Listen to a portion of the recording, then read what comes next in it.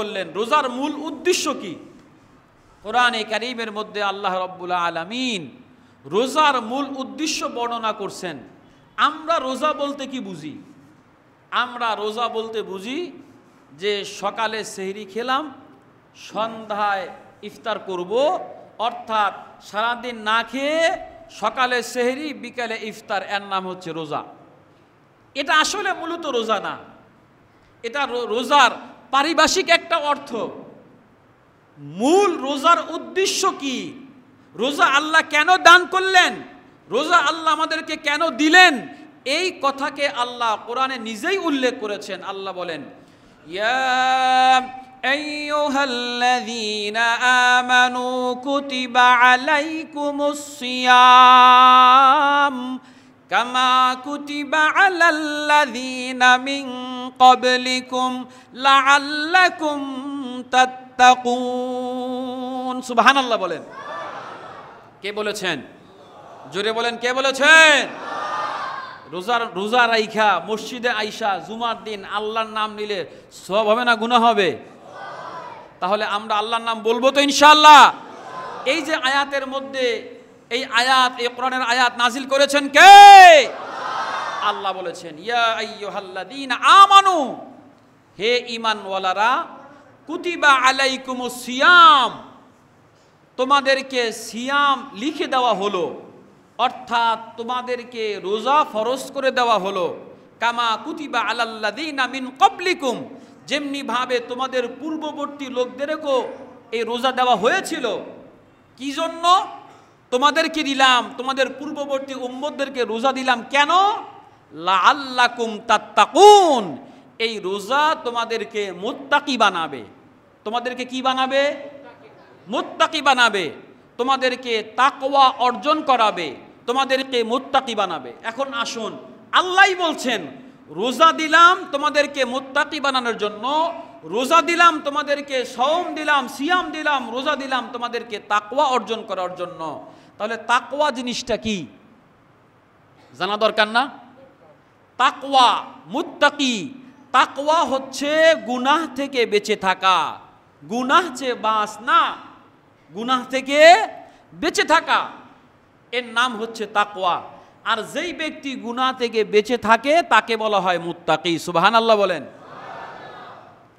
তাহলে আল্লাহ আমাদেরকে রোজা দান করলেন এজন্যে যাতে করে আমরা সকল গুনাহকে বর্জন করি, সকল গুনাহকে বর্জন করি। শুধু না খেয়ে থাকার নাম রোজা না, কারণ এমন না খেয়ে হিন্দুরাও থাকে, তারা বলে উপবাস। তারা কি বলে? উপবাস। অর্থাৎ তারা আমাদের থেকে আরো বেশি না খেয়ে থাকে। আমরা থাকি 12 ঘন্টা, মনে করেন দিনের বেলা না খেয়ে থাকি, কিন্তু হিন্দুরা না খেয়ে থাকে 24 ঘন্টা, হিন্দুরা না খেয়ে থাকে 3 দিন, হিন্দুরা না খেয়ে থাকে 30 দিন, হিন্দুরা না খেয়ে থাকে 40 দিন, হিন্দুরা না খেয়ে থাকে 3 মাস। বলবেন কেমনে?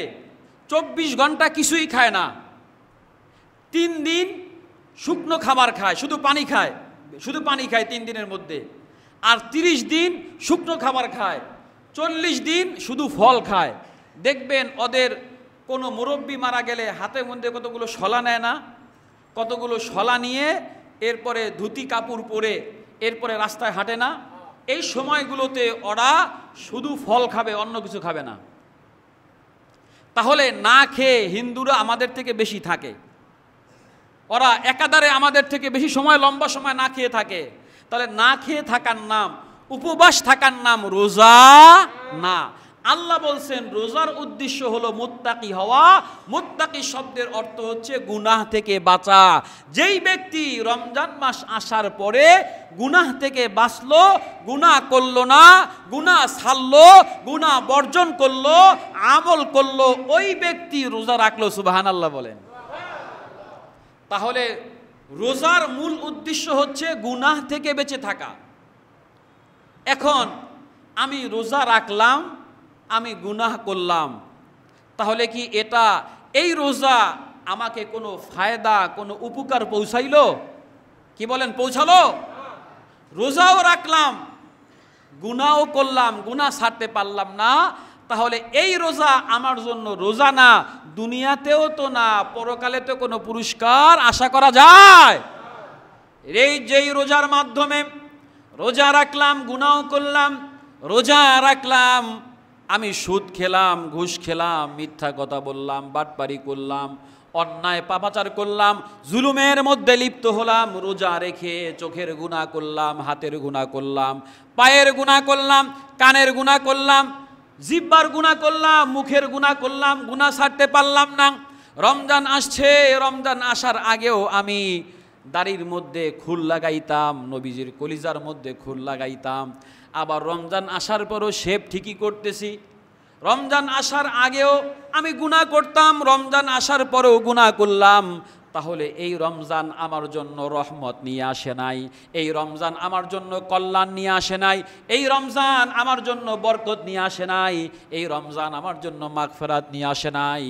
ওই ব্যক্তির জন্য রহমত এবং বরকত এবং মাগফিরাত হলো যেই ব্যক্তি রোজা আসার পরে, সিয়াম সাধনা করার পরে সমস্ত গুনাহ থেকে বাঁচতে পারল। সুবহানাল্লাহ বলেন। তাহলে রোজার শুধু না খেয়ে থাকার নাম না, রোজা হলো গুনাহ থেকে বেঁচে থাকার নাম। সুবহে সাদেক থেকে নিয়ে খানা পিনা, স্ত্রী সহবাস এবং সমস্ত গুনাহ থেকে বাঁচার নাম হচ্ছে রোজা। ঠিক কিনা বলেন? এই জন্য শুধু উপবাস থাকবো, না খেয়ে থাকবো, নাকি গুনাহ থেকেও বেঁচে থাকবো? গুনাহ থেকেও বেঁচে থাকবো। কারণ অনেকেই দেখা যায় রোজা রেখে মিথ্যা কথা বলে। ব্যবসা করতে গেলে অনেকে মিথ্যা কথা বলে না, যে ভাই এই যে জিনিসটা একদম কেনা দামে দিয়ে দিলাম, লস করে দিয়ে দিলাম, যান লস হোক, 2 টাকা লস হোক, সমস্যা নেই, আপনার নিয়ে যান। তাহলে রমজান মাস অনেকেই ব্যবসা বাণিজ্য করে, তো সে কি বলে যে লস করে দিয়ে দিলাম মালটা, অথবা এটা কেনা দামে দিয়ে দিলাম। আসলে সে কেনা দামে দেয় নাই, লস করেও দেয় নাই। তাহলে এই যে রমজানে মিথ্যা কথা বললো না, তাহলে রোজা রেখে যে মিথ্যা কথা বলল, তার রোজা কি রোজা হলো? এই রোজা কি হলো? উপবাস হলো। কি হলো? উপবাস হলো। এই রোজা আল্লাহর দরবার থেকে কোনো পুরস্কার আনবে না। এজন্যে রোজার মূল উদ্দেশ্য, সিয়াম সওমের মূল উদ্দেশ্য হচ্ছে গুনাহ থেকে বাঁচা। আল্লাহ এটা বলেছেন, লাআল্লাকুম তাত্তাকুন, তোমাদেরকে আমি রোজা দিলাম, রমজান দিলাম, সিয়াম দিলাম, সওম দিলাম, রমজান মাস দান করলাম, যাতে করে তোমরা মুত্তাকি হতে পারো, গুনাহ থেকে বাঁচতে পারো। আমরা সকল প্রকার গুনাহ থেকে বাঁচবো তো ইনশাআল্লাহ? এটা ছিল মাহে রমজানের উদ্দেশ্য। কি এখন আসুন আমরা মাহে রমজান কিভাবে পালন করব। আজকে প্রথম রোজা না? কথা বলেন না কেন? আজকে প্রথম রোজা না? তাহলে এই প্রথম রোজা থেকে নিয়ে আমরা শেষ রোজা পর্যন্ত কি কি আমল করব, এই রমজান কিভাবে পালন করব, রমজান মাস কিভাবে কাটাবো, এটার বিশেষ 15টি আমল।